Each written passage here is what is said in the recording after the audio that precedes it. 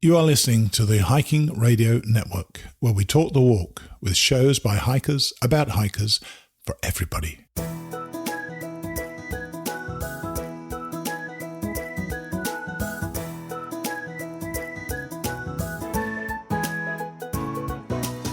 Mighty Blue on the Appalachian Trail, the ultimate midlife crisis. Join Steve and his guests every week as he staggers from Georgia to Maine.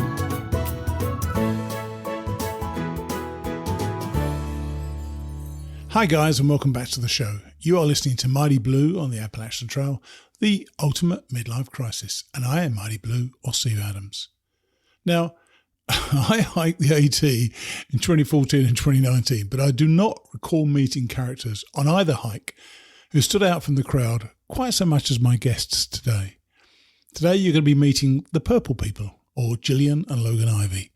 I can almost guarantee you that if you were hiking on the trail last year and you met these two, you'll be smiling right now. The Purple People had such a warm, musical, quirky vibe about them, and they were a complete joy to be around.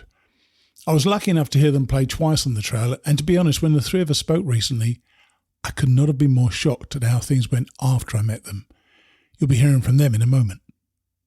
After Jillian and Logan, we got Morgan Somerville from the ATC. Morgan was landed with the spookily titled Loved to Death, Crowding on the AT and Visitor Use Management. And we find out from Morgan if the trail is indeed being loved to death. Here's some great insights into ATC policies in this regard, and I think you'll get a lot out of our talk.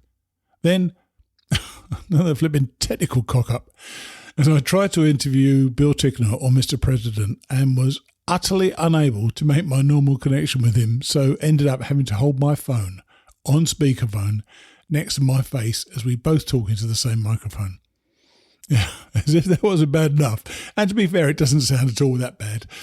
In my editing, I chopped off the first couple of minutes of our chat. Classy, eh? I'll talk about it more when we get to it.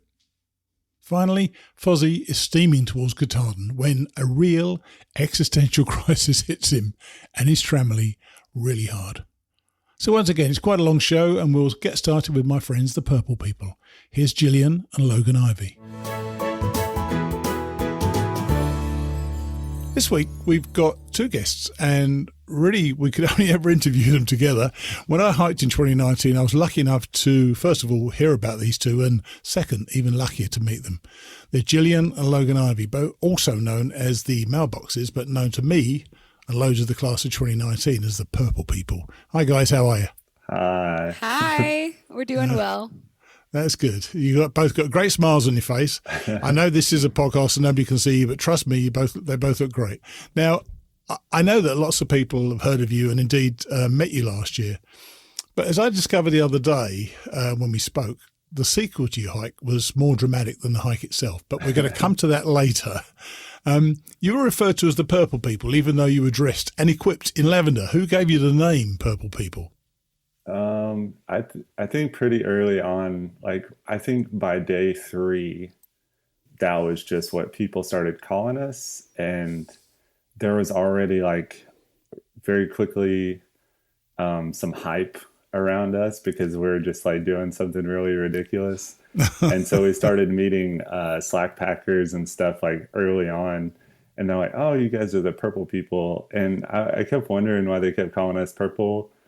And I was like, maybe they're just shooting a more broad shot and, not trying to be too particular on the color.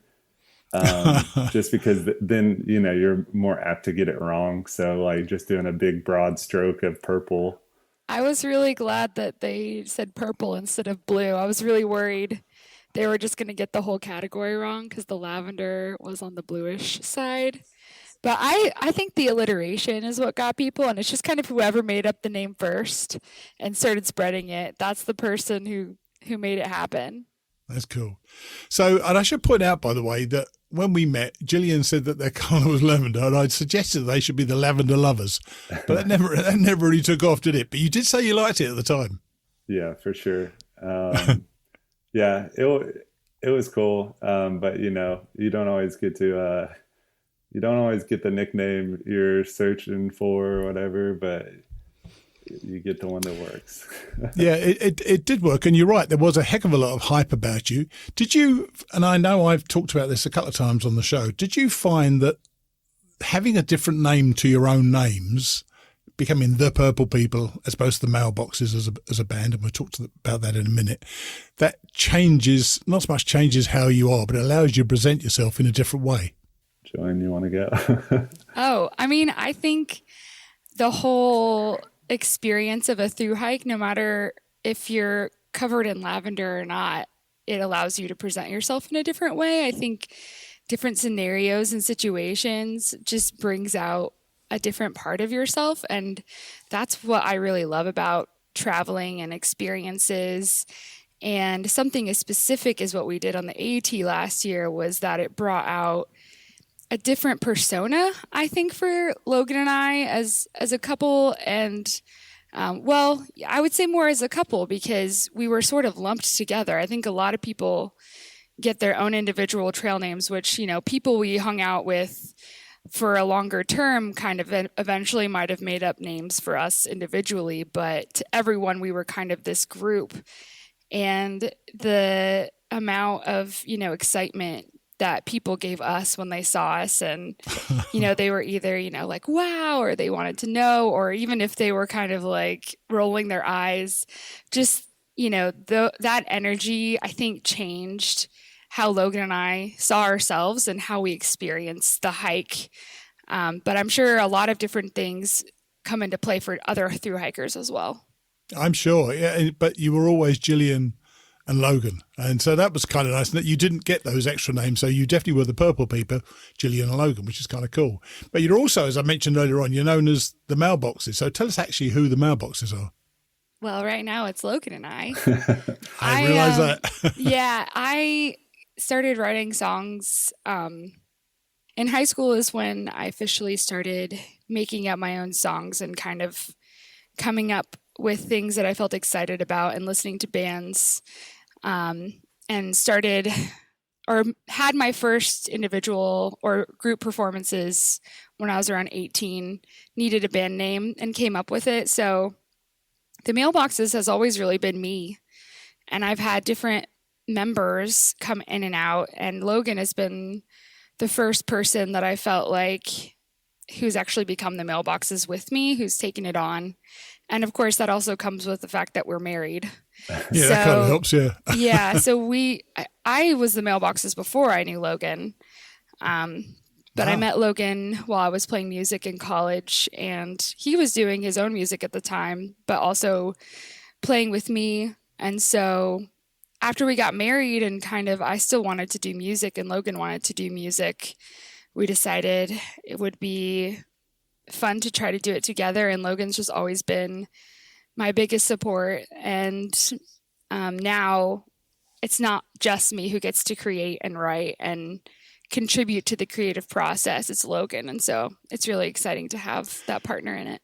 Well, I must say, and this isn't in my notes, but I recall I did interview you guys last year, and Logan said the nicest thing I think any man has ever said about his wife. He said something along the lines of, I find my role as something like to bring Jillian's ideas out and make them the best they can be, or something. It was amazing. Yeah. I try to find, actually, if I can find it in time for the show, I'm going to put it up there because it was the most lovely, supportive thing. And, you know, you need that sort of support on a hike. But were you hikers? I mean, what actually brought this band to the trail? Yeah, it's kind of like convoluted, so we'll hit cliff notes. But basically, in 2017, I broke both my arms. Had like a drastic mental change from it.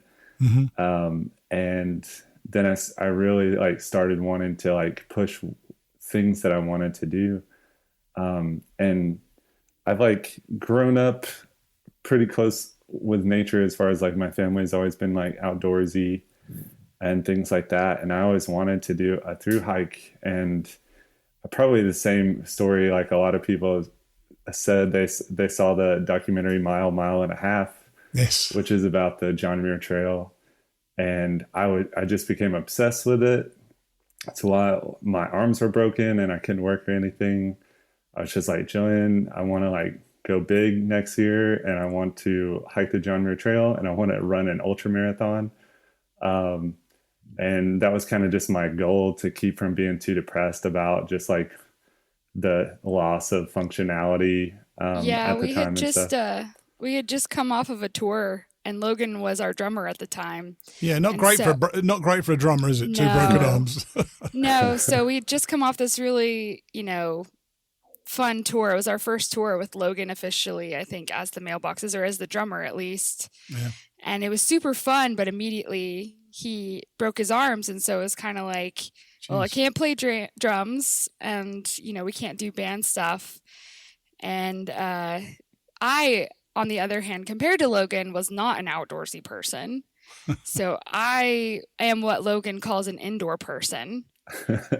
Not anymore, but Not at the anymore, time, no, not anymore, not anymore no. at all. But at the time, I just never had the experience of hiking or camping in a long-term kind of way, where you're not like staying at a campground with a facility. And, Sure.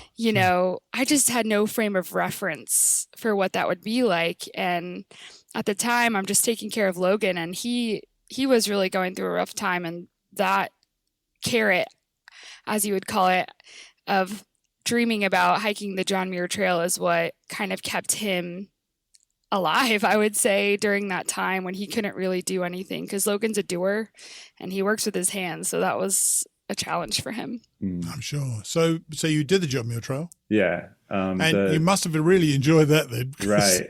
The AT is a whole different thing, isn't it? Oh yeah, totally. We got out there in August in 2018, and before we were even done with the hike, we were kind of already like, okay, how do we do this again? And like, how can we do it and like push music at the same time, type of a deal. And so that was kind of like the seed of the idea just happening on that trail.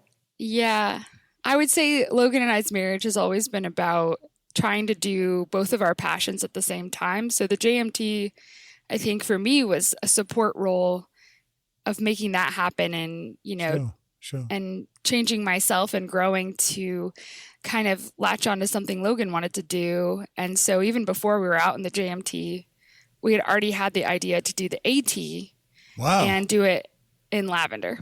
So we'll come back to lavender in a minute, but so even though you were the indoor girl before you went on the JMT, you were then planning the AT as well? Yes. Oh my God! You talk about going for it. So, okay, tell me about the lavender bit then. So, I that wasn't obvious. Did you? You didn't do the lavender and the JMT, did you? No. No. While we were prepping for the JMT, I think I just got really excited about it. I was really enjoying mostly the gear. I got really into gear. Logan was showing me all this gear, and I was like, oh, so we get to be outside, but we have all these things that make it easier. And so I just have a really vivid imagination, and I think Logan just helped make me excited and encouraged me that even though I'd never done anything like that before, that I could do it. I think my whole life I was kind of told, like, you're not athletic, you're not, I don't know, XYZ, you're kind of a artistic musician type person. And so having someone encourage me in a new direction really excited me. But at the same time, we'd had such a long time off with Logan being broken, Sure. not playing music. I was already trying to figure out how to do music again while keeping on with Logan being able to pursue his excitement of through hiking. So my brain is always on this rabbit trail journey of figuring out how to make everything possible. And I thought of the having a hike that was a tour is where it started. That's right. The hike is a tour. And now for listeners, I want people to think about this. If you haven't seen the pictures, look in the show notes. I will have a picture of the two of them. They were vivid, to say the least. You might be thinking they just had a lavender shirt on or lavender shoes. They had lavender everything, including your pack and everything. So how did you go about that? Who did that? Oh, man. Logan did it. Oh, really? So at first we were like, oh, we'll just ask people to make stuff for us. And as soon as that started like just getting iffy, I was like, I don't want it to like kill this dream before it even starts. So I'll just make it all. Logan had never sewn before in his life, and he taught himself how to sew.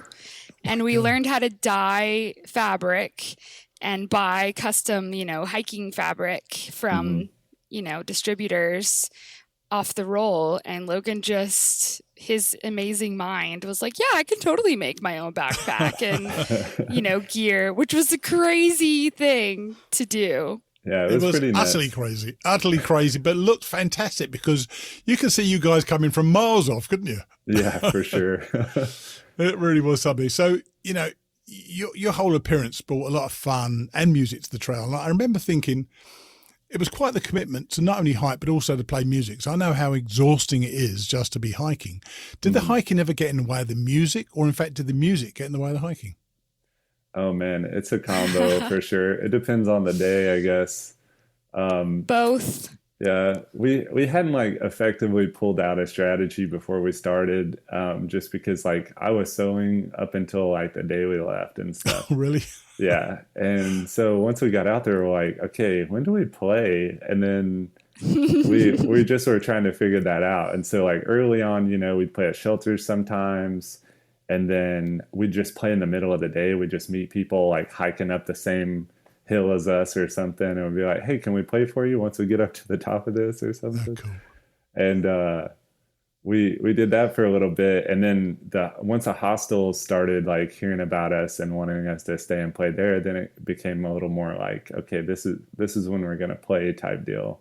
But yeah, there were days just based off the time frame that we had before the tour where we're like, oh no, we got to do so many miles today. How are we going to like want to play after this? Yeah. And I know you intended to go the whole way, though. I know that you set yourself quite a daunting schedule. And I think the reason you really needed to put in the miles was you had an actual tour to undertake sometime in, I think it was July, wasn't it? You were meant to be going on tour. Yeah. So I really did a horrible job scheduling. The moral of this story. Yeah, the calculation was totally wrong, Jillian. Awful. So when did you realise you wouldn't be able to make it to the end? Probably somewhere in Virginia. Yeah. Right. Yeah. There was still a while to go then. And in many ways, was that a relief in some ways? That then allow you to relax and enjoy the miles that you did do on the hike? Yeah, but they started adding up really quickly. Like, even once we had taken off like about 300 or 400 miles, I think it was like 350 miles, we were just going to come back and do it after our tour. We'd start like feeling more obligated to like play shows along the way. And so we'd make a point, like we really wanted to spend time with people. And that kind of became more of the emphasis than just like trying to finish the hike. So the miles started adding back up, and then, they're like 25 plus a day. And I'm like, oh my gosh, we have to hike all day. Logan and I are very competitive people, I would say. And I think we really, really had a hard time letting go of making it a through hike, as far as even if we didn't get to the end before the tour, the plan was always to come back and do it right after the tour. Oh, right. And so we never gave up hope of making it a through hike until Logan got sick. Yeah. It was always our goal to finish and get to the end, because we wanted that gold star, that trophy at the end of, I'm a real through hiker, and I made it to the end and I did all the miles. So it was hard when we eventually had to let go of that, and we never gave that up until, like, I would say even the last day. We'll come to that in a minute, actually. But I think I saw you play twice, and I may be wrong here, but I think I'm right. The first time was at Ryan and Jerry Lynn's place in Tennessee, and the second time was at Boots Off. Well, we had quite a lively evening, if you remember. Yeah. And I know that you're the singer and songwriter, Jillian, while Logan's the percussionist, but for the trail, it was all kind of pared down. You had, I think, a ukulele, and Logan had a kid's xylophone, which was the coolest instrument ever. And you went to trail days and played there as well. Was that good fun? Oh yeah, trail days was really fun. it was just like fun in general. But then like once we like busted out the music and started playing, it was cool. It just like opened the doors for us to like meet more people. And then this one day, I think it was the second day we were there, we were basically just busking. And all these kids came up and they're like, "Hey, do you know any songs we know so we can sing with you?" And cool. so like Jillian like learned a song, and there's a video of it somewhere of Jillian Instagram singing with like 6 kids or something. Oh, cool. Yeah, cool. it was great. It was just lovely to hear you guys, and people were getting. You're right. It was a hype about you. People were really excited to be seeing you. People said the Purple People are coming tonight. I mean, it was really that kind of thing. But what about the hiking itself, though? Until you finished, were you actually enjoying that? And did you think it was a lifestyle that suited you? Oh yeah, for sure. I tell everybody like that wants to do that kind of long distancing, whether it be like touring or hiking, just like give it more than 4 days. And like about 4 days in is when you're like, this is my life now, and you just accept everything as is. And hiking is just like really beautiful. And it's just like a simplified version of life in this amazing way. Just like, it feels like people are nicer. Yes, it does. The hustle is on your own thing, you know. You don't like feel obligated by like external factors so much to like always like push as hard as possible or anything. There's like a lot of stress relief in that. And then like food just becomes like the best part of the day a lot of the time. Or if you've been like hiking all day and you haven't seen anybody, and then you see someone, you're like, oh, we got to like chill and hang out right now. Yeah. And it's great. Yes. It's amazing what you become accustomed to, because I think now, being an indoor person right now, we're not hiking currently. You know, all the amenities we have are very much the norm. And so the longer I've lived inside, the harder it's been to imagine living outside again. But while we were hiking, I know for a fact that I was not uncomfortable. I was having a great time every day. Not that there aren't uncomfortable moments, but it was just my life at that point, and I wanted to live out there forever. Do you think that because your hike was probably different to 99% of us, at least 99% of us, because you were wearing purple or lavender, and you were playing music. Do you think had you not been there'd been so much hype about the Purple People and you weren't playing music, you would have enjoyed what a long distance hike is just for the sake of the hike? Oh yeah, for sure. I think, and we got to experience that on the JMT, just like a more subtle, low profile thing. And we met some really cool people out there that like, even they live, Myra, she lives in Canada. She came down and hiked with us when we tried to do the 4-state challenge there. She did that with us today, which was crazy. Yeah, it is. And she just, like, her and Carrie, who we hiked with most of the time on the JMT, just feel like really long-term friends to us. And we still got to share about us like playing music and stuff like that, and people would be really nice and like look us up afterwards and stuff like that. But it was definitely a different vibe trying to do the amount of things we had going on. I'm sure. I'm really sure. And I talked to Jillian actually about like maybe we should do this just like very low profile, even though I don't know how low profile I can be, honestly, just even how it looks.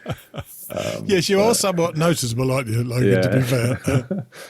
And people will see that when they see the pictures, but you're the most gentle guy. I mean, you're like a gentle giant guy.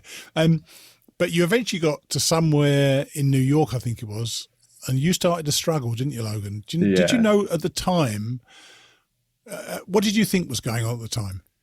I honestly thought I was just fatigued at first. And I had like a crazy spout of different things happening. I started getting these like giant leg rashes. And then my muscles just didn't feel like they were healing anymore. I thought I was just like overexhausted from the amount of miles we were doing every day. And obviously you're not eating like super healthy because you're just trying to get calories in, Yeah, sure. So did you lose weight? Were you both losing weight at the time? I actually did not lose weight on the AT. I lost a lot of weight on the JMT. And there was a picture, I forget on what website. I submitted it after the hike because I was The before and after was insane. Yeah, I was so ripped. I was kind of blown away. But I weighed myself like at every scale possible on the AT, and I managed to maintain my weight like the entire time. But I was eating like a lot. You know, you get a lot more like town trips on the AT than you do out west. So you were feeling exhausted. What did he appear like to you, Jillian? You know him better than anybody else. Did you think there was something particular going on with him that was more than just the tiredness of the AT? I don't know. It's hard to say. At the time, a lot of it came out from Logan as just being very upset a lot. And so when someone's fatigued and they're not sick in a way that's visible, like a broken bone or, bum knees or, different things you can get as a hiker, it's hard to gauge what your partner's going through or your fellow hikers going through. Sure. But it definitely was obvious that something was really wrong because Logan, the entire hike, was begging me to catch up with him the whole time. Go faster, go faster. But at that point, I was like having a way easier time, making longer miles, going quicker. And it was just very obvious that it didn't make any sense why Logan wouldn't have the same stamina as I was having at that point in the hike. And so Sure. I wasn't really sure. It was really hard. Logan got all the bad stuff on the hike. He got a broken toe. He got the weird rashes. I don't even know what else happened to you, but it was just like one thing after another. And then at the end, he was gassed out and he couldn't really physically handle it. And then emotionally, because of the fatigue, he was just having a really hard time dealing. Wow. So you decided to get off the trail for a few days, 4 or 5 days, I think, and stay with friends. Yeah. And did you improve at that stage? I did not. That's what we kept hoping for. We ended up staying off trail, near the trail, for like 4 or 5 days, something around there. And on the 5th day, I was like, okay, I want to see if I can go just like walk a mile. And I was like, I don't even feel like getting up to go walk a mile right now. Oh my gosh. And then I was just like, I told Jillian we should just call it because like obviously something's wrong with me.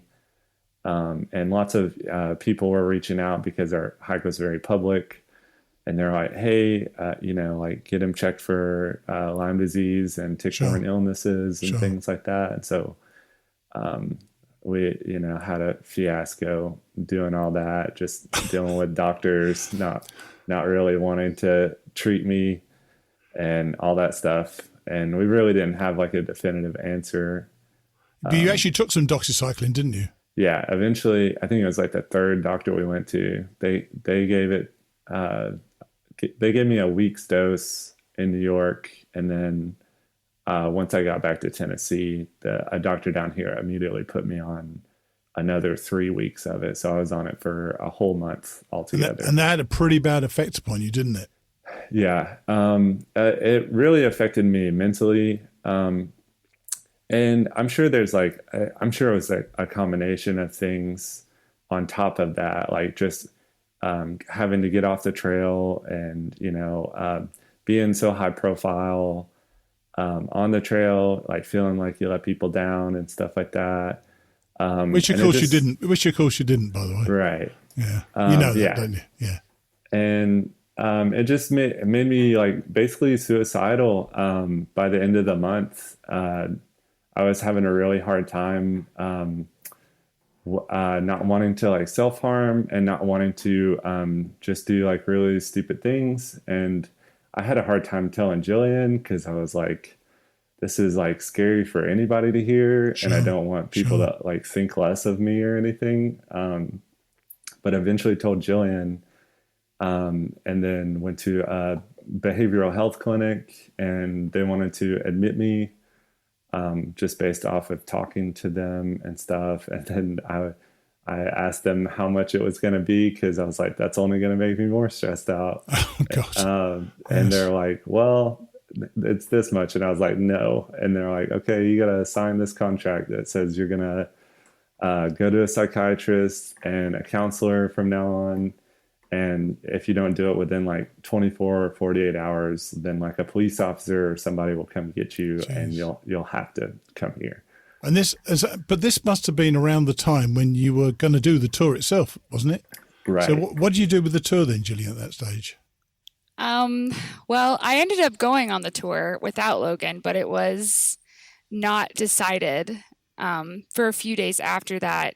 Basically, the first day that we were supposed to play a show is when Logan told me what he was feeling. Wow. And I immediately told him that he needed to get help and that, I knew it wasn't something that I could handle, just as far as, mental health is a personal thing. Of course. And I believe that your friends and your partners and your family need to be there to support you.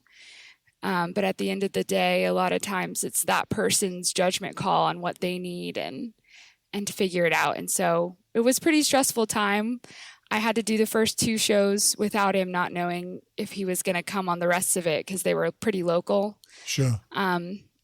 We ended up deciding that I would go mostly because Logan was going to stay with his parents. And I think at the time, it kind of seemed like for Logan, our relationship and just, I don't know, you know how married partners are. You can kind of be a little more free and open. I've done it a few times, yeah. Yeah. It's just easier to let out on your partner than it is other people, especially when you're going through a rough time. And sure. I think Logan was relating a lot of his stress to, our hike and, the timeline and the tour at the time, even though it was probably just a lot related to the antibiotics he was taking upon, being sad about not being able to finish the hike. So we kind of decided at the time that it might be better for Logan if we had some space. Not that I didn't want to be with him, but just so that the stress of having that partner next to you all the time wasn't amplifying what he was feeling. And I kind of made the decision, though, that if he asked me to come back, I would come back at any moment. Right. And I basically left it up to Logan. It was Logan's decision in the end. When I was preparing for this, I was making notes and questions for you guys, and there were things I didn't want to include really, but I thought it tells your story more fully to do it this way. And the good news is, by the way, there is a happy ending. Yeah. Because they're both smiling, they're both together, and Logan's a whole lot better. But it did actually get slightly worse as well, because you then got diagnosed. There was something about you were actually cooking dinner one night. Yeah. My gosh. And that went badly wrong. Yeah. I would get like spurts of energy, but basically this whole last year I've been pretty exhausted, and sure. we haven't been able to figure out what's wrong with me. And we start going to doctors and they can't really tell me what's wrong. And then I make dinner for us one evening and I take one bite basically, and I immediately start choking. And then I stopped choking to where I could breathe, but I could feel that there was like food lodged in my stomach. And we were like trying to wait out and see if it would go away, because we don't want to pay for ER bills. So we waited for a couple hours at our house, and then we had like a online or like a telephone doctor. Because this was not too long ago then, this year, wasn't it? Yeah, this was in July. Right, okay. And the doctor on the phone just was like, go to an ER right now. And so I went there, and 2.5 hours later, they had me in surgery, and they did an endoscopy to like push the food into my esophagus. And then they like dilated my esophagus to make it bigger to where that wouldn't happen again. And then through the next couple of weeks, we were like, what is wrong with this? And some nice people reached out to us on Instagram and kind of like helped fill in some clues where the doctors were letting us down. And things started clicking. And then I went to an ear, nose, throat specialist, and they're like, I think you need to go see an allergist. And I went to the allergist, and they told me that I'm allergic to everything that grows in the Southeast, basically. And so it's basically, severe. going on the Appalachian Trail was just the right thing for you, wasn't it? Yeah, it was off the charts. They were so concerned about my well-being, like during that meeting, because they're like, why do you not have an EpiPen right now for like everywhere you go? Oh my gosh. So they're like, you need to start immunotherapy immediately. There's like no other treatment that's going to work with how allergic you are to everything. The places where they did all the tests, my arm was so swollen for like the next week. So I started doing immunotherapy and stuff, and I had to quit my job actually because I was doing cabinetry. Working with wood. Working with the wood I was allergic to. Oh my gosh. And within like 2 weeks, I started feeling better. Like my mind started being more clear. And I started having more energy, and I felt like I just came alive, like I've been sleeping for the past year. So wow, that is just amazing. And I want to just go back to the woods for a minute, which is about as bad an environment as you could have chosen, obviously. Right. Despite it all, was it still an experience you look back on with fondness, or do you think this was the catalyst for everything that's happened this year, last year? I mean, it's a difficult balancing act, isn't it, really? Yeah, it depends on the day, I guess. I honestly dream about the AT like multiple times a week still to this day. How about you, Jillian? What about for you? What about for me? I don't know. I love hiking, and I love being outside and playing music, and I want to be the purple people forever. That's how I feel. Right. Well, you are the purple people. You're always going to be the purple people to me. You know, I found this a really difficult conversation to prepare for, as I said. You really shocked me the other day. Yeah. But now you're better, Logan. I just really wanted everybody to know you are better now. Yeah. I hope you continue to improve, and that the two of you are able to have other adventures together. And I really appreciate you coming on the show and talking to us about it. Yeah, it's good to hear from you. Yeah, I'm so glad that we got to reconnect, and I can't wait to see you again. Maybe we'll meet up again on another hike or the AT again. You should go back to trail days and play at trail days. I'd love to go to trail days as well and see you guys there. Yes. Yeah, that'd be great. Love that too. All right, guys. Well, take it easy, all right? And stay well, Logan. Don't touch any trees or anything like that. So, and both my gosh. Both of you stay well, all right? Take it easy, all right? Yeah. Thank you. Cheers. Bye then. Bye. For those of us who met them, well, at least for me, that was a bit of a shock. I'd kind of expected them to have been buoyed by the trail and going on to do bigger and better things. Hopefully now that they've at last sorted out what's wrong with Logan, that's exactly what they'll do. I really searched hard for that audio of Logan talking about Jillian, but I couldn't find it. But take it from me, he was incredibly supportive of his wife's dreams and vision. I just wanted to help her realise those dreams. What a guy, and what a lovely couple. Now for the ATC and the critical work that they do in looking after the trail. Here's Morgan Somerville. Well, this week's guest from the ATC is Morgan Somerville, Regional Director from the South. Hi, Morgan. Thanks for coming on the show. Hi. Glad to be here. Thank you. Now, I'm not sure who came up with all the titles of this set of conversations, but yours is Loved to Death, Crowding on the AT and Visitor Use Management. Is that literal or metaphorical? Are we close to killing the AT in any way? No, not yet, but we are concerned. You know, use has been increasing rapidly over the last 10 years or so, and so we would like to take measures that will, at a minimum, spread people out so that there isn't crowding. So can you give a bit of an overview, I suppose, the growth in ATUs over the years? I think we know it anecdotally, but I wonder what the actual truth is.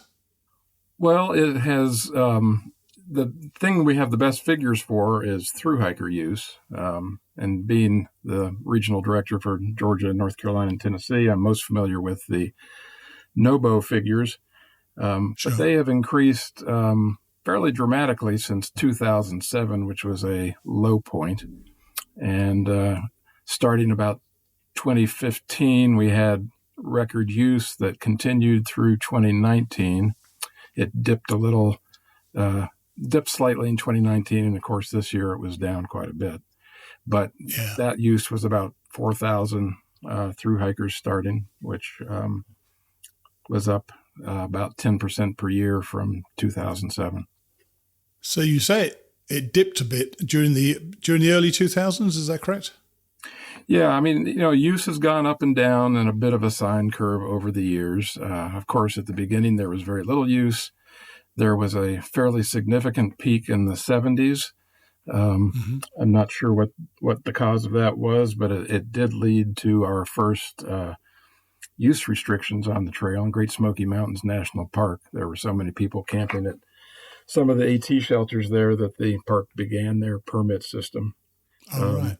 And then use declined a bit, and then it started going up again. It hit another peak in the late 90s after the publication of the book A Walk in the Woods. The Bryson book, which a lot of us out there were inspired by, myself included, by the way. Right. And then it declined again down to 2007. And we generally think that that's kind of a lagging indicator of the economy. When the economy is bad, numbers go up, and when the economy is good, numbers go down in terms of through hikers. Oh, interesting. So when did overuse become a central issue, and how was it kind of noticed? Is there something that happens you suddenly think this is not working out, or do you know how this has been developed over the years? Well, we saw the peak in use after A Walk in the Woods and the book, and then around 2007, Robert Redford informed us that he was going to make a movie out of the book. And so we decided, if the movie is as successful at getting people out as the book was, we better get ready for that. Yes. So we began doing some planning with all of our partners. We started with AT clubs and with our local agency partners, the U.S. Forest Service in the South, and did a fair amount of planning. And then the initial version of the movie got canceled due to various reasons. And then a few years later, he picked it up again, and we recommenced and started a much more sophisticated visitor use management planning process. So what initiatives has the ATC using in trying to get people to love it less to death? Well, about the same time as use was beginning to increase in 2007, the federal land managers were having difficulties instituting use limits where in places where they thought that they were needed. They would put a limit on, say, a wild and scenic river, and then it would get challenged and the courts would overturn it. So 6 different federal agencies banded together to start the Interagency Visitor Use Management Council, and they developed a new planning framework which was intended to address the deficiencies that the courts had found in the previous planning efforts. And so ATC has adopted that IVU-MC planning framework, and ATC's Stewardship Council and their Trail and Camping Committee specifically has been preparing training for AT volunteers and partners relative to what we like to prefer to call visitor use management, which is kind of wonky, but we prefer to call it protecting the AT hiking experience. Sure. I mean, it must be difficult to know what the right way to do things is. And so have there been tangible, measurable results that prove the effectiveness of the ATC's management of the trail in this regard? Yeah, in Georgia, so using that process, which is a 14-step process, you do things like figure out what the desired condition of the trail section is, and then you take stock of what the current situation is, and you see whether or not it meets the desired condition objectives. It could potentially exceed them, or it might not meet them. And if it doesn't meet them, you devise plans to try and improve the condition of the trail physically and the experience of trail users so that the desired condition is met. And that all sounds kind of complicated, and it is to a certain extent. It does. And the reason I asked that, I was asking that was because who is to say or how do you ascertain what the desired condition is? You want to make it as great as you can make it, but at the end of the day, I think the experience more than the condition is probably more important for hikers, I suspect. Because let me give you a real world example. When I was hiking hiked in 2019, and I noticed, which I didn't notice in 2014 when I first did it, I would have two poles, and I noticed I was on some of these, these little escarpments that cut into the side of a mountain. I was putting my left pole down, and I could see it was eroding the earth straight away. And I thought to myself, oh my gosh, you've got to be careful with this, because every person comes past going along and putting their pole down is going to erode the trail further and further and further. And someone then told me when I was speaking to them about it that they've seen the trail actually almost slide down the mountain in some cases with some of these, some of these paths around the mountain. And so that, whilst you want it to be tough, the trail, you still want it to be safe to be going on, don't you? Oh, yes. Yeah. And that's a great example. And I'm glad that you came to that realization on your own. Some of the realizations along those lines are difficult to determine. I mean, that was clear because you could physically see what the impact of your pole tip was. Sure. But the biggest thing, for instance, that was being experienced in Georgia due to the numbers of thru hikers who were starting more than there was capacity for on given days. And the capacity for the first night out from Springer is about 50 people max, if you count up all the campsites and shelter spaces and that kind of thing. That's a lot. That's a lot to be starting. And I know that's the limit you have there, but that seems a heck of a lot to be starting. 50 in one day. It often exceeded that by double. So wow. So the impacts that were showing up were, the most obvious ones were that there were a lot of new user-created campsites appearing along the trail. And so there were, a lot of new impact areas. Sure. There was a lot of additional fecal matter available because, people starting out weren't doing a very good job with Leave No Trace. Sure. And things like that. And of course, in Georgia, we also have ridge runners. And so they were providing firsthand information, as were volunteers from the Georgia Appalachian Trail Club. Mm-hmm. So we got information back that the situation was changing and that we needed to evaluate it. So we began there what was the first visitor use management planning process using that new Ivey UMC planning format. Sure. And so that started in 2015. And you asked earlier, how do you determine what the desired condition is and who gets to set that? Yeah. Well, a lot of that is based upon AT traditions and also on regulations. For instance, in Georgia, half of the AT, about 35 or more miles, goes through designated wilderness, and there are legislative direction on how wilderness should be managed. I see. Likewise, each of the national forests that the Appalachian Trail goes through have either AT management area or AT prescription area, which gives specific direction on how the Appalachian Trail should be managed. And so one of the key points relative to what we're talking about is that we're supposed to maximize a semi-primitive, non-motorized experience on the Appalachian Trail on national forest land. Right. And so there's detail behind all that. There are definitions that go with it from the Forest Service. And then national parks also have backcountry management plans that provide direction on how the backcountry should be managed. Okay. And so there's that. So, a large percentage of the trail has agency direction on how the AT should be managed. But then we also have the philosophical things from the AT comprehensive plan that are very important to the management. And, for your listeners who are interested in the AT and its management, I really highly recommend that they go to the Appalachian National Scenic Trail website and look up and read the AT comprehensive plan, because that's our management Bible in many ways. I'll put a link in the show notes to that. That's helpful. Now, and when I went once again last year, we got to mountain crossings and they had a couple of little tents set up, and Leave No Trace proponents were there. Not proponents, that's not the word. I mean, they were ambassadors, I guess.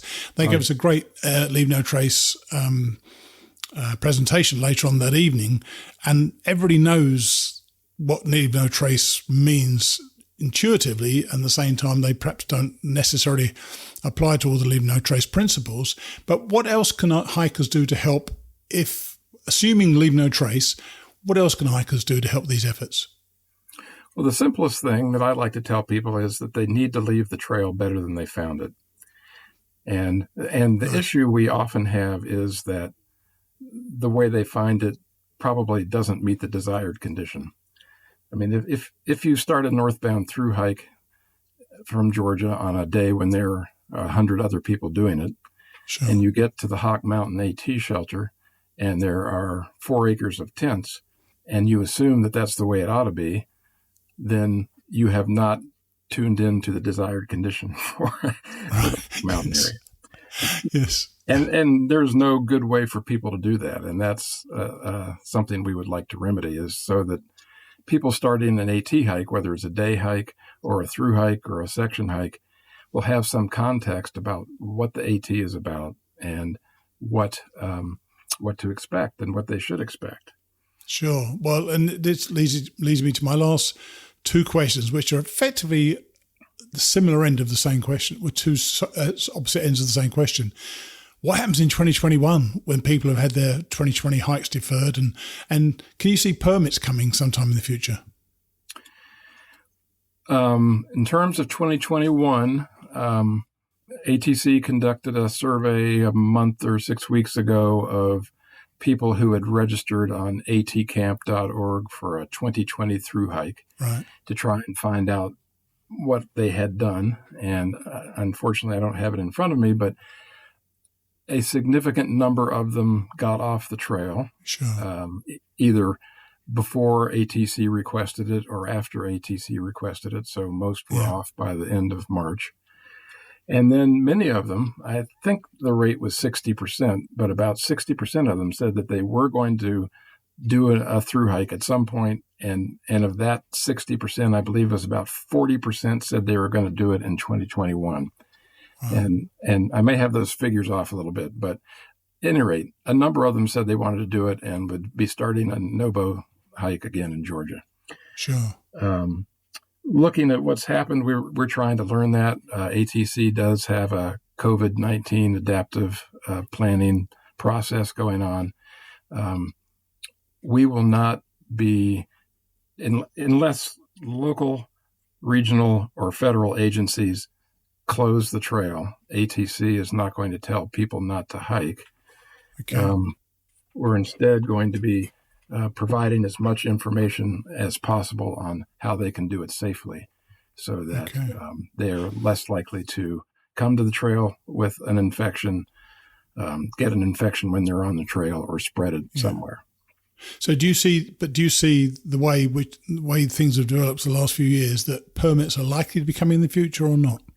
So the traditional philosophy of the AT management is to have as little restrictions as possible. Sure. So theoretically, permits are possible. And of course, there are already 3 places on the trail where you need a permit. You need one in the Smokies, Shenandoah National Park, and at Baxter State Park. Yeah. But in terms of a trail-wide permit, that's a last resort. And the real key to future sustainability for the AT, for the future of the AT, is hiker responsibility. And we really want people to understand what the questions you were asking earlier. How can they individually be guardians of the AT by minimizing their impact? And that's just super important. And one of the key things is to spread out. And there's plenty of room on the trail for 4,000 people setting off on a through hike. It's just they can't all do it in the same place at the same time. Yes. And so that message needs to get across loud and clear to everyone, and they need to actively engage with the charts on atcamp.org to see, if a day is already showing full, they shouldn't pick that day to start. They should pick another day. Sure. And frankly, next year, given what happened this year, we would suggest later starts rather than early starts, because the likelihood of there being out of control COVID-19 concerns is going to be in the winter and through the beginning of spring at least. So Absolutely. It might be wiser to have a later start than normal. Sure. Well, look, this is, when I saw the subject, love it to death. I know we all do love the AT and we love being on it and so on. And I just hope that, and I would say, by the way, that from my observations, and this is purely anecdotal, but from my observations, I've found that the vast majority, 98, 99% of through hikers last year were very respectful of the trail. I saw very little litter. And if I did see litter, I picked some up. But by and large, I think people were pretty darn respectful of the trail. So I hope that AT hikers or through hikers don't get tarred with a brush. This isn't necessarily entirely theirs. And, and I'm sure you're aware of that as well. Yeah, no, of course. I'm a pass-through hiker. Right. But the issue is, again, too many people in one place at one time, and there are a number of places along the trail that are experiencing very heavy use, and through hikers are a small percentage of the total use, so it's certainly not all through hikers that are creating the issues, but that's not true for northbound through hikers starting in the Georgia. And so in terms of your viewership or listenership and how can they help, spread out. Don't pick a day when there are fewer people starting, and consider alternative types of hikes like flip-flops, et cetera, because that's the real issue. There's plenty of room for people on the trail, but not all in one place at one time. Absolutely. Well, I think you've told that loud and clear, and I really appreciate you coming on and talking to us about it. Well, you're welcome, and I enjoyed it, and hope you get out and hike again soon. Oh, God.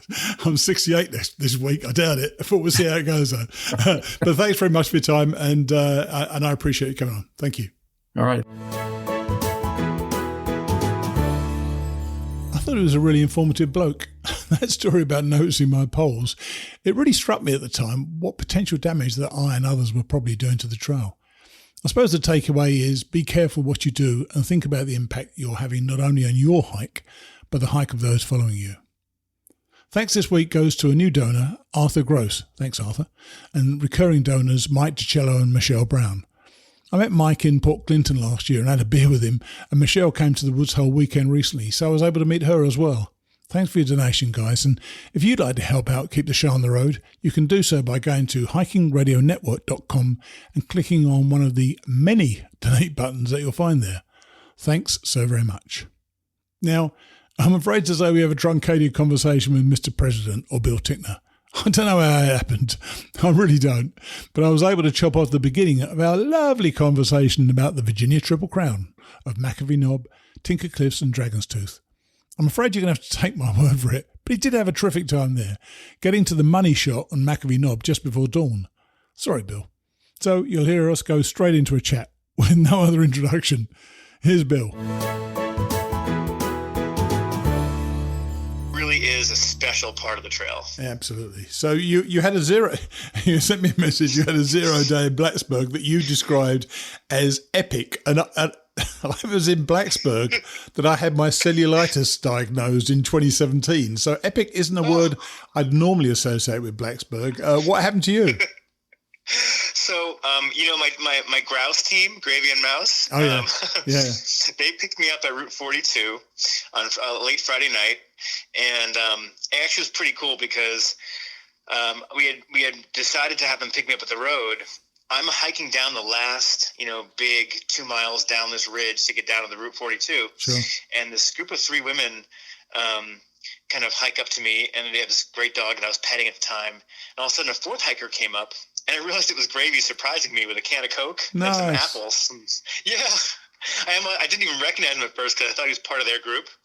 Anyway, we had just a full 24 hours of eating just really fresh food. Gravy made bison burgers and chicken shish kebabs. And, nice.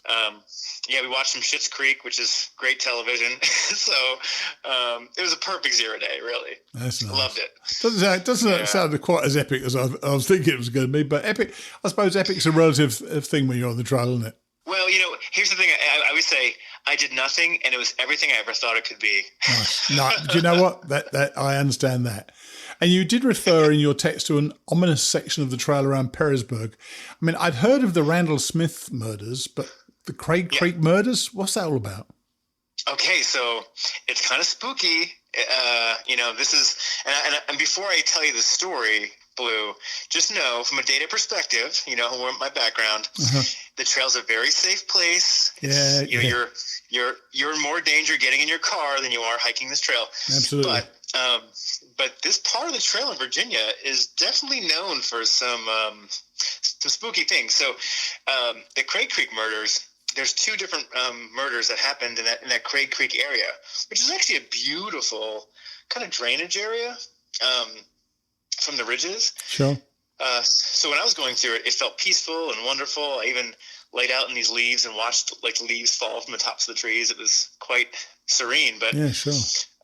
About 10 years ago, just near where the trail crosses Craig Creek Road, a college couple was doing what they do in their car in the parking lot. As you do, yeah. As they do. Yeah. And they were found the next day shot in their car. Oh, my gosh. Murdered. I know. So that was 10 years ago. Now, just a couple years ago, this is a really strange murder, but there was a college student from Blacksburg, from Virginia Tech, who he had met this girl at a party, kind of a younger girl. He had chatted with her online, then decided that he needed to kill her. So he convinced some other college student, another woman actually, from the college to help him, and they killed this little girl. Oh my God! In Craig's Creek, near where the AT crosses. Isn't that crazy? Jesus, yeah, I'd never heard any of that. That's sad, though. Oh my God, there's some strange bloody people around. There really are, and really strange. And you did meet up with somebody who said who'd hiked with a woman who survived a 40-foot fall in southern Maine. I can certainly understand how somebody can fall 40 feet in southern Maine earlier this year. So what actually happened there?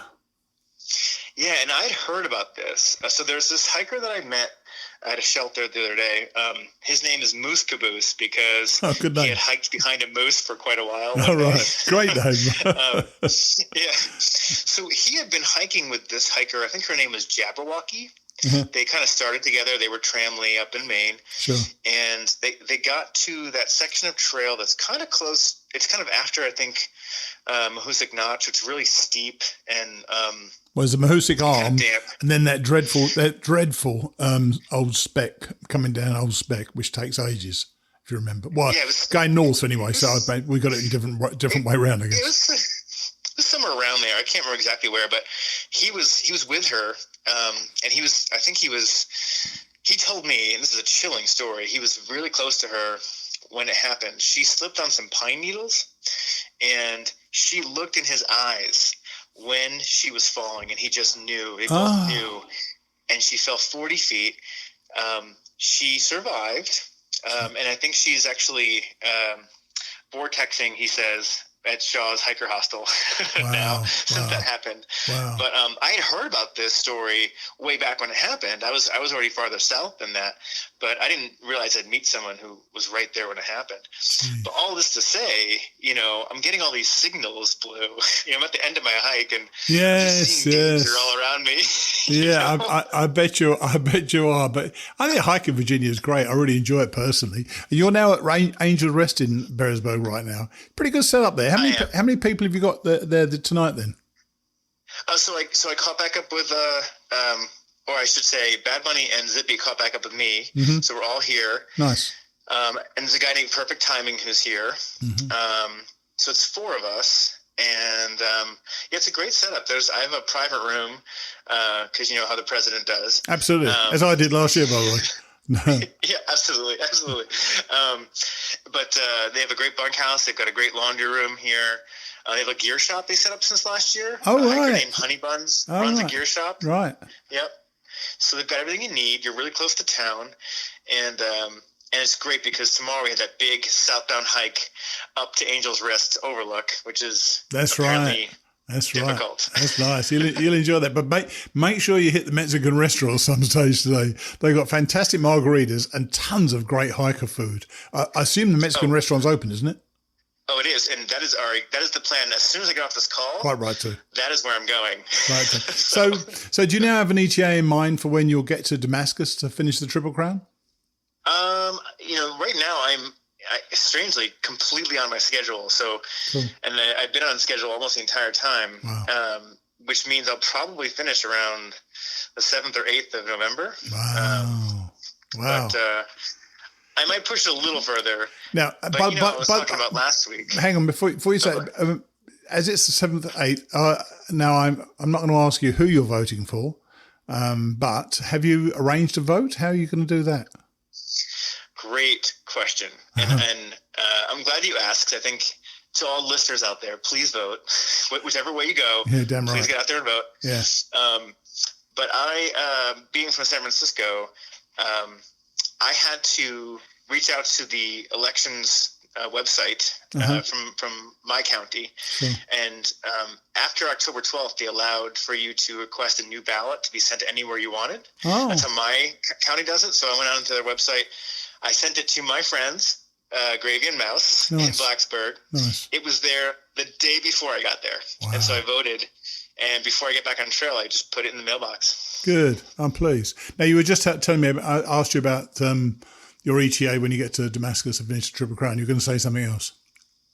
Oh, well, again, you know me. I might push it a little further. I might even hike a few extra days afterwards. But I do have those complications of my landlord. Yes. I now have a family of raccoons living underneath my deck. Oh my God. Yeah. I had a water leak. I mean, I'm getting all these things happening in the real world that are calling me back. So real world, first world problems, man. You're going to find those. They're always going to be there. So don't worry about that. It's always going to happen. Well, look, that's true.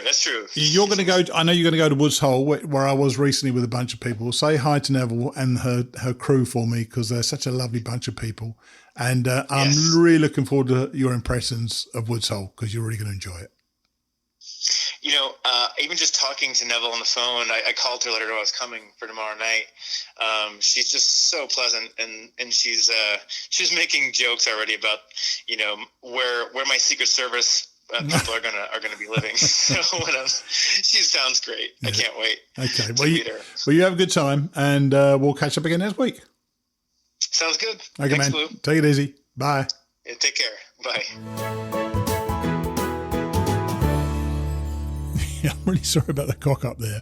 Entirely my fault. So by my reckoning, Bill will be a few days short of his target on next week's show. So we'll have a roundup the week later when he gets there. After that, I think I'll just keep these ATC segments as the middle sections of the show until they finish at the end of the year. After that, who knows? If you have some ideas what you'd like to hear on the show, please write to me and let me know. Email me at steve@hikingradionetwork.com with your thoughts, or remember, you can always leave me a voice message on our hikingradionetwork.com website. Finally today, it's Keith Foskett's Balancing on Blue. Fozzie reached out to me this week to ask if I could let you all know that if you want to hear the full audio book, it's now out on Amazon, Audible and iTunes. So now you'll be able to hear what a proper narrator does with a book. And this week, having gotten within spitting distance of Katahdin, about 300 miles away, a popular AT illness rears its very ugly head. I'll see you next week. Chapter 13. Cambers, sinkers, bouncers, sliders, rockers, rottens and floaters. July the 31st to August the 8th, mile 1841 to 1953. Unable to sleep, I climbed out of bed at 3:30 a.m. For 2 hours I sat on Webster Cliffs, anticipating the climb to Washington. The Milky Way blazed a trail, and as sunrise approached, the horizon shimmered with fire. With enough light to see, I ate breakfast, packed, and left. The forest thinned the higher I ventured. I rested on rocky perches with panoramic views. I saw the guys closing on me and taunted them. "You're too slow. Is that your top speed? Your hiking is rubbish." They looked at me 200 feet above them, laughed and returned the insults. I flew off again, increased my speed to gain further ground and found another vantage point for further taunting. With goggles leading the hunt, they caught me on Mount Jackson. The terrain ahead unfolded, broken by solitary rocky peaks floating on a sea of green. The trail was invisible beneath the trees, but our route was obvious. Several pinnacles, each higher than their predecessors, stretched to Mount Washington, standing proud. Perched on its majestic throne, we, its subjects, bowed in acknowledgement, humbled. The presidential range contained 13 mountains named after American presidents and other prominent figures from the 18th and 19th centuries. Mount Washington, Mount Eisenhower and Mount Franklin, to name 3. The area was a tempting lure for hikers and mountaineers. I'd read so many accounts of the section I'd convinced myself we'd have a wet and windy ride. Washington is a melting pot of weather patterns. It once laid claim to the fastest wind speed recorded anywhere, 231 miles per hour. This record, set on April the 12th, 1934, remained until 1996, when a tropical cyclone called Olivia registered 253 miles per hour at Barrow Island, Australia. Washington enjoyed a reputation as the most dangerous small mountain in the world. Even calm days with clear skies could deteriorate into fierce winds, with temperatures plummeting to below freezing. Hikers get blown off course. Unable to battle the gales, they succumb to them, disorientated, miles from anywhere. Often on day hikes with no equipment, they die from exposure and hypothermia. It's not a peak to take lightly. Unofficial fatality lists date to the 1800s. Around 147 people have lost their lives there. This reminded me of a quote by Edward Whymper, an English mountaineer, illustrator and author born in 1840. There have been joys too great to be described in words, and there have been griefs upon which I have not dared to dwell. And with these in mind I say, climb if you will, but remember that courage and strength are naught without prudence, and that a momentary negligence may destroy the happiness of a lifetime. Do nothing in a haste, look well to each step, and from the beginning think what may be the end. Wary of changeable conditions, we were lucky and couldn't have wished for a better day. A hiker coming south stopped to chat. "How's the view?" I opened with. "Wonderful," he replied, grinning. "I've hiked Washington many times in the presidentials. This is the best weather I've seen here. Enjoy." We reached the Mizpah Spring hut and campsite. The caretaker, Bear Sweat, brewed hot drinks for us. He thru-hiked the AT and shared his experience, confirming our luck with the weather. The Mount Madison descent to Pinkham Notch is long and steep, but you're on course to get there today. Have a great hike. Our next target, the Lakes of the Clouds hut, lay 5 miles further and 1.5 miles before Mount Washington. We climbed from the Mizpah hut over awkward sections of tree roots before emerging above tree line. With Washington's summit visible, the prospect of a hot meal in the summit cafe was enough to haul us the final 1,200 feet. We arrived in an unfamiliar world. Tourists spilled from the train after ascending 3,588 feet on the 3-mile cog railway built in 1868. Out of their element, they surveyed the view in T-shirts and shorts before retreating to the warmth of the cafe. We queued for the obligatory summit photo. We weren't keen on staying because of the crowds and the need to reach Pinkham Notch. Hot food, however, was on blatant display, and following our unwritten rule of not passing sustenance by, we retreated inside for a bowl of chili. One trail custom entailed baring one's bottom, or mooning, at the tourist train. It was popular, but the authorities took a dim view. Police rode the train occasionally and arrested perpetrators. I was under strict instructions from Pockets, a friend I'd hiked with on the PCT. "Don't forget to moon the train," he'd ordered. "Then run, the police might be on board." Intrigued by the possibility of arrest, Goggles and I, the first to descend, stopped as the train strained to the summit. Passengers peered curiously at 2 strange-looking bearded beasts. Goggles turned to me. "Ready?" "Yup." Not pushing our luck further than necessary, a quick drop of the shorts with raised arms sufficed. With no police in pursuit, we sped off to applause from the tourists. Initially, the descent was easy, over open ground with good visibility. We reached Edmonds Col and the Madison Spring hut, refueling with snacks. Rising steeply to the final climb, Mount Madison, we began the 3,100-foot downhill to the Peabody River, 3.5 miles away. I slowed over the rough terrain as Goggles, Lasagna and Thirsty pulled away. I reached the tree line and, watching my step, weaved around rocks and tree roots, scrabbling for holds. I bottomed out and found the guys camped with the new thru-hiker, Grok. We hadn't reached Pinkham Notch, but had pulled an impressive 20 miles over tough terrain. We didn't complain. I was sore though. I blooded my thigh and my knees tightened from the harsh descent. At the end of each day, I felt like a boxer. I'd won each bout, but faced tougher opponents when I ventured out for another round. It roughed us, but we're victorious, Goggles commented as we chatted with raised voices over the roar of the Peabody River. Grock, also sporting grazes, complained he needed several beers for medicinal purposes. After an early morning start, we emerged at Pinkham Notch 4 miles later. The visitor centre offered a decent but expensive breakfast, which we declined in favour of a ride into Gorham, 11 miles west. Apart from bacon and eggs, we needed to resupply with food, get clean and do laundry. My shoes had deteriorated and pair number 4 beckoned. Miriam, a trail angel, welcomed hikers at her house 3 miles from town. Our ride dropped us at the Moonbeam Cafe. Timing couldn't have been better. As we emerged with full stomachs, she pulled over. She talked on the drive. I have to work, but use the washer, make yourself at home, and I'll see you later. I called Pockets, who'd hiked the 80 years prior, seeking advice to get through the last state, Maine. No problems, he explained, but watch the biting flies. Surprised, I looked at the phone as if it could explain. Biting flies? Yep. Come out late summer. Nasty bastards. With breakfast a fading memory and our clothes drying, we walked to town for lunch. With only one outfitter in Gorham, my chances of finding new shoes looked slim. My first pair, a brand called Innov 8, had lasted an impressive 1,000 miles.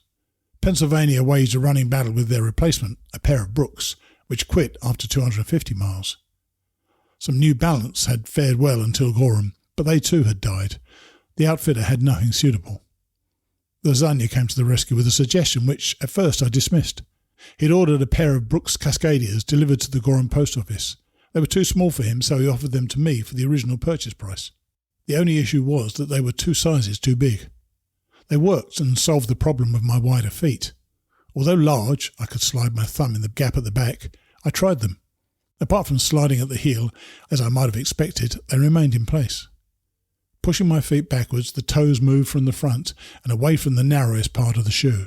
It was a revelation. The rubbing stopped and the comfort was fantastic. I've hiked in Cascadias ever since with no problems. I didn't see them as shoes. They were so comfortable I referred to them as my slippers. We left Gorham on August the 2nd, 1,865 miles in, with 319 miles to Katahdin. We'd finished the Whites, one of the toughest parts, and confidence was high. We climbed 2,000 feet from Pinkham Notch to Wildcat Mountain, having left most of our gear at Miriam's, taking only lunch and clothing. The trail intersected US 2, 21 miles further, but with the twists and turns it emerged only a few road miles from Gorham, so we could walk back to Miriam's. Wet, slimy rock hindered our climb. Huge granite sections at alarming angles became common. It took faith to plant a shoe, taking my weight, and hoping it held as the other foot searched for grip. Downhill, I hoped my feet stayed firm. We crawled, slid and shimmied, and grasped what we could. I don't know how we managed without the trees. After the Whites, we'd expected an easier trail, but it didn't arrive. The notches exhausted us, steep on both sides, but with occasional road access at the bottom, we got trail magic or a ride to town. Reduced to plodding and breathing hard, legs screaming, we reached the summit of Wildcat. I laughed at the absurdity of the climb. I thought it was getting easier. It's harder. Thirsty, bent over, regaining his breath, agreed. There's more, Goggles chipped in. The Mahoosuc Notch is only 24 miles away. We'll be there tomorrow. The Mahoosuc Notch took notches up a notch. Its reputation preceded itself. Fallen boulders the size of houses littered the mile-long passage. It wasn't hiking, more crawling. Goggles and Thirsty moved ahead of Lasagna and me. My spine was sore after a night on Miriam's unforgiving sofa, and Lasagna's pace suffered because of worn grip on his shoes. We trod cautiously. It was exhausting. After recovering from Wildcat, we plunged 900 feet, bottomed out near the Carter Notch hut, and faced a 1,500-foot climb to Carter Dome. Up high, and because of harsh winter conditions, the trees grew short. Light flooded the trail, and winds blew strong, and we found rocky summits with astonishing views. A familiar pattern followed. Descend to the dark depths, sunlight fading, as each notch closed in like a dungeon. Rest by the creek at the bottom, and climb again through a dank, murky underworld. I overheated, peeled off my jacket, and struggled with my temperature. Hot or cold, I couldn't get it right. After North Carter Mountain and Mount Moriah, we descended 3,200 feet to the road.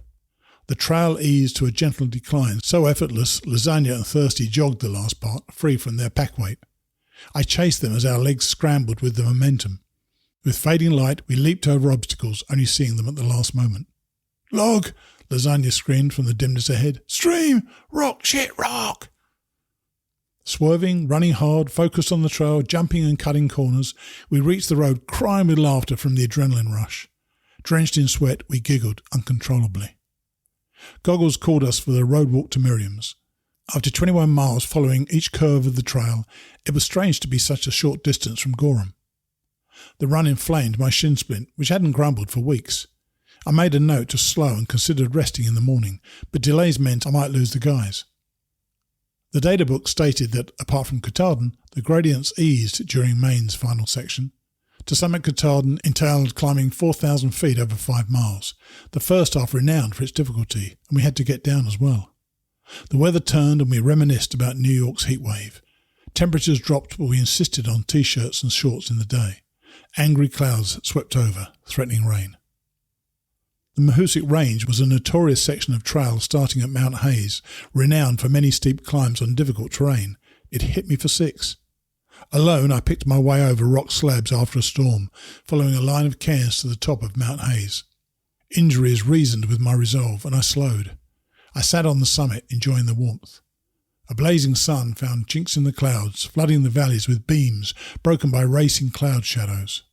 Steam rose from drying rocks as I surveyed my world. Mount Hayes dropped away, its speckled grey slopes surrendering to the tree line. I saw no trace of man's intervention. No roads or buildings sport my panorama. The wilds appeared as they'd been for thousands of years. The silver ribbons of rivers threaded routes through infinity, sparkling in the sun. They emptied into vast lakes, mirrors nestling in the lowlands. The land rose majestically, cloaked in evergreens before succumbing to the rocky peaks. The wind offered the only noise. I could have stayed there forever. Mount Hayes spoke to me. I rested for 2 hours, contemplating. I did this at home. The outdoors forced me to face problems and provided the space to resolve them. I was exhausted. There was no escaping it. My shin throbbed, the injured calf complained constantly, my ankles ached, and checking my bloodied legs, the solution was obvious. I had to rest. My body and mind were lethargic and sluggish. My pace and decision-making suffered, and hiking was strenuous. Something was wrong. I had to decide. Bush Goggles pushed hard because he'd agreed to meet his mum at Katahdin and return home with her. The target he'd set himself had rubbed off on us. We didn't want to lose him. We were a team, and a damn good one. But if I continued pushing, I'd end up bailing and continue alone. Confident of finishing and ahead of schedule, I wanted to slow, not hike faster. I hauled myself from Mount Hayes, but stopped abruptly. After covering a mere 4 miles for the day, I pitched the hammock and rested. I decided to talk to the guys, even let Goggles go, if that's what he needed, as much as I didn't want him to leave. Whether Lasagna and Thirsty followed him or would become a 3-member team, I'd find out. By the morning, I deteriorated. Decisions exhausted me, and hiking was slow. I could solve physical tiredness with rest, but my mind wasn't on par. I entertained thoughts of quitting the trail. I caught them mid-morning. We shook hands on passing into Maine, and I made it to camp on Goose Eye Mountain. Dense vegetation hindered camping, with no trees to sling our hammocks. We sat on the flat, rocky summit and watched the sunset, staying for hours until darkness. The stars sparkled and the Milky Way soared above us. Mesmerised, we said little. I voiced my concerns over breakfast. I'm tired, guys. I'm weak, and I need 2 days out, then I'm taking it easy. Goggles, I know you're meeting your mum, but I don't want to walk this far each day. I'd love to finish with you, but I can't. No one spoke. I turned to Thirsty and Lasagna. I'm unsure what will happen with the group. We know there's no commitment to stay together. I'll rest to the next opportunity, and afterwards I plan on 15-mile days until Katahdin. We discussed our position. Although we didn't decide, we knew Goggles had to keep his agenda and push ahead. I'd slow down and enjoy my final days, leaving Lasagna and Thirsty to figure it out.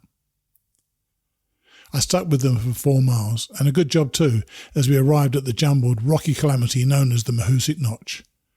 I was glad for the company to negotiate what AWOL described in his guidebook as the most difficult or fun mile of the AT. It depended on your perspective.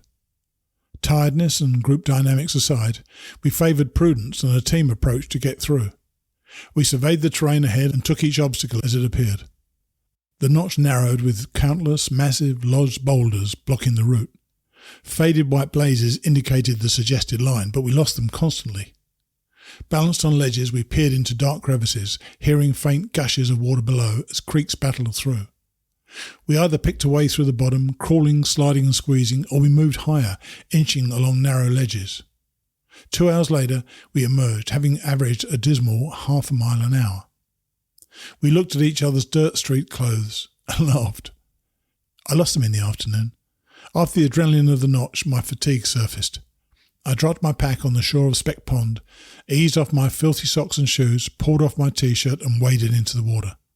My muscles relaxed, grateful for the therapy. I swam and sat on rock islands. The sun warmed me as waves lapped my feet. I dried myself and checked my injuries for swelling, but found nothing. 10 minutes into the next climb, a day hiker stopped me, questioning my decision to southbound so late. "I'm heading north," I replied, confused. He gestured along the trail. "Well, you're going towards Mahoosuc Notch. Are you okay? You look done in."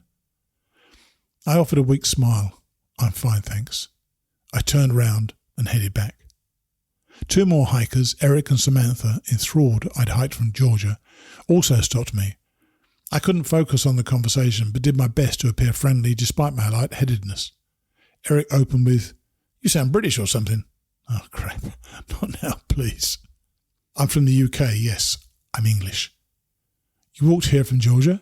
That's amazing," Samantha exclaimed. They wished me good luck, and continuing, I arrived at Speck Pond, having walked the wrong way again, down the hill I'd already climbed. "That's it, Fozzie. Sort this out. You need to take time out." I plodded to the old Speck Trail, sat and checked the data book. 3 miles away, a 2,500-foot descent led to Grafton Notch, where ME26, a quiet road, offered the chance of a ride. I staggered and caught Eric and Samantha. I must have looked terrible because, again, they asked if I was okay. "I'm not good. I don't know what's wrong, but I need to get off trail and rest." Before I knew it, they dropped me at the Pine Alice Lodge in Andover. David, the owner, checked me in for 2 nights. The lodge was quiet, save a few hikers, and many remained in bed despite it being midday. I inadvertently woke Rachel, a section hiker sharing my room. "Sorry, I didn't mean to wake you." "That's okay," she mumbled, rubbing her eyes. "Surprised you aren't ill." Her words resonated. "Why? You haven't heard? Most hikers within a 10-mile radius are sick," she explained. I walked to the Andover General Store in Delhi. 2 hikers I hadn't met, Willie and Indiana, along with Bad Dinner and Metric, peered from their fries and moved along the bar so I could sit. They looked pale and unimpressed, poking at their dinners. I checked the menu. "How's the food?" Bad Dinner looked at me. "It's good. Aren't you sick?" "I'm lethargic and something isn't right. Why? What's going on?" "Norovirus," he explained. The CDC was trying to locate the source, but they found nothing. Everyone's ill. I'd say 80% of hikers have it. Norovirus was common, but I'd not heard of it. With a 48-hour incubation period, the symptoms included vomiting, diarrhea and tiredness. There's no cure, merely rest, plenty of water, and letting it run its course. I hadn't been sick and my bowels were fine. The vomiting and diarrhea were either imminent or my sickness was something else. Lasagna arrived at Pine Ellis the following morning. "I thought you were ahead," I said. I was. I got off at Dunn Notch. "I'm sick, feel like shit. Thirsty is too. He's too weak to even get up." "Where's Goggles?" "I think he's at the next notch, South Arm Road." Dunn Notch was 10 miles ahead of where I'd bailed, and South Arm Road a further 10. Despite 11 hours of sleep, I dozed off again for 4 hours. I sauntered downstairs and sat on the porch. As I drank a Coke, a car pulled over and Goggles got out. Before he even shouldered his pack, another car arrived, and Thirsty emerged, looking sick. Goggles was okay, but Thirsty fared worse. He said it took all his energy to poke his head from the hammock and vomit. We rested. Between drinking water, the chess championship continued. England made a determined comeback, beating the US twice, and I pulled the score to 4-5. One more win and I'd secure a draw. Thirsty slept, but Goggles rested, ate lunch and left with David for a ride to the trailhead. Knowing we wouldn't see each other again, at least on the AT, we shared a hug. I'd missed Goggles for the shore. With me, Thirsty and Lasagna sick, and his schedule to meet, we understood he had to move. Andover was quiet. I was desperate for nutrients, but the general store had no fresh fruit. I walked to the Little Red Hen Diner. The door creaked open, a lady forward, Ches 11, and a new face, Wally, looked over. Lady forward opened the conversation. Are you ill? I'm not 100%. Tired, but holding on to the fluids. You? We've all been ill. I think we're out the other side, mate, Ches 11 chipped in. The Little Red Hen, a wonderful country diner, saved the day with fresh orange juice and a salad. I rested and drank water with rehydration powder. With fading lethargy, I planned to leave the following day. I rose early, leaving Lasagna and Thirsty at Pine Alice. Both had 10 miles on me, so they weren't rushing. David drove me to Grafton Notch. Johannes, a German thru-hiker, prepared himself as David dropped me. He'd started 11 days before me and admitted to struggling through the Mahusiks. Either he was ill or I'd recovered. Climbing 2167 feet from the Notch to Baldpate West Peak, I left him easily. With 10 miles to Dun Notch, where Lasagna and Thirsty had bailed, I knew they planned a ride there with David and could arrive before me. We'd agreed to meet later or the following day. The long trails didn't need firm plans. We hiked on a 6-foot-wide dirt strip. You couldn't lose anyone. I'd improved. My legs coped without complaints and my head cleared. Decisions came with little effort. Broadleaf trees were in the minority in Maine, where evergreens ruled. They bordered the path, the thick growth transforming my surroundings into a dense, eerie darkness. Although the way was obvious, some did get lost. Many hikers go missing in Maine after failing to show at expected points. The last state had an air of mystery about it. One thing was sure, Maine was wild. Surveying the barren corner of America from vantage places, there was little to remind us we lived in the 21st century. Buildings and roads, even plains, were rare, but wilderness was the draw. The harsh winters, low temperatures and high snowfall meant winter activities were reserved for a dedicated, experienced few. The freedom from intrusion drew many outdoor enthusiasts. The state slogan said it all: Maine, the way life should be. Climbing higher, the trees became stunted. Unable to cope with the harsher climate, they reached only a few feet high.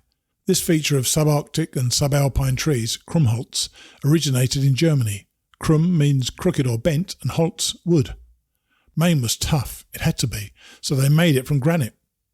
Vast rock sections stretched from the summits and bathed in sun. There were warm places to sit. Lower, the surface alternated between this grey-bluish rock and dark soil. When dry, my shoes stuck to the gritty texture like walking on sandpaper. Familiar to its whims, it proved a trustworthy platform.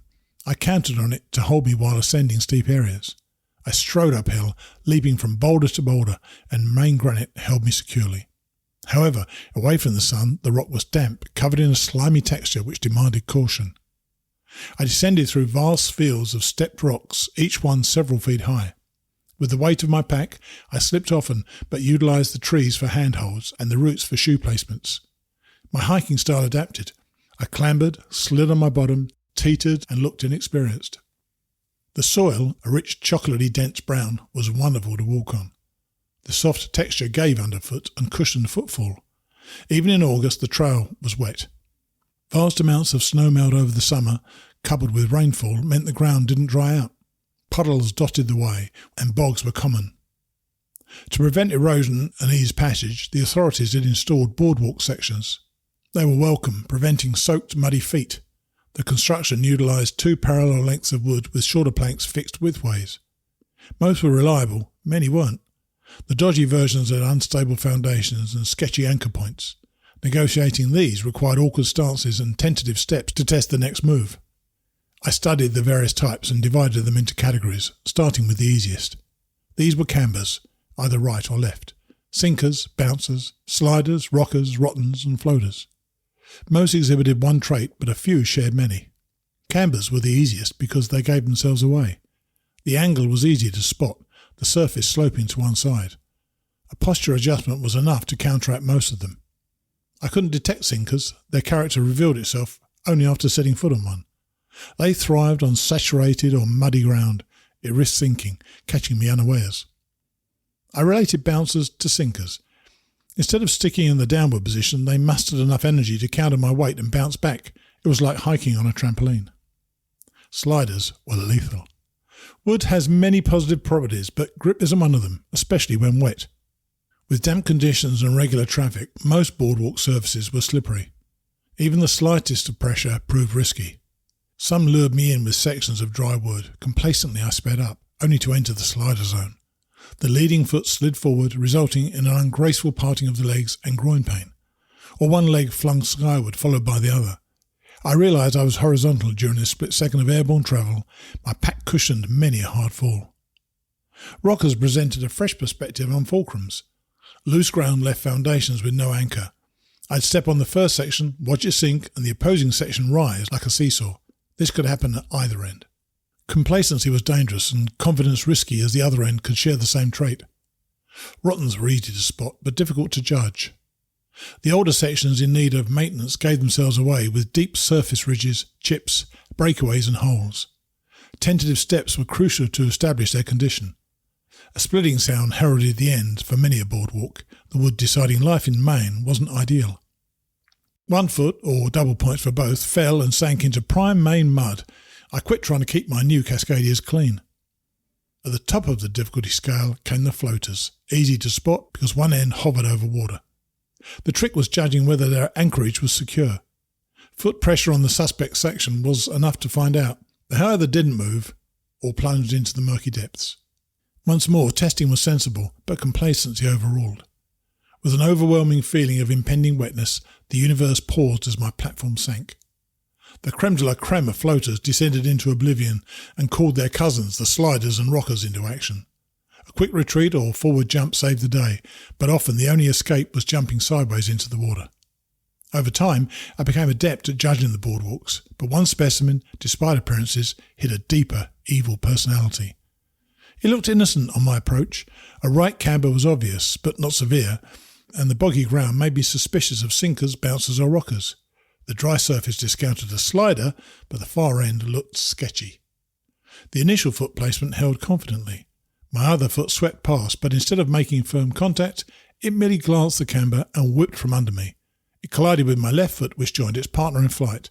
Both feet slid from beneath, leaving me in mid-air before I fell off the side. After dusting myself off and glancing around for witnesses, I continued. The centre sank, reverberating as I clung on. I inched towards the obvious floater, but it remained solid. Already bruised and muddy, I figured things couldn't get worse. Proud and conquering, I reached the end and raised my arms in triumph. Despite an ungainly start and sketchy middle, I congratulated myself, until my world sank by 2 feet. I fell backwards, missed the boardwalk behind, clipped the edge, and rolled, headfirst, into a foot of mud.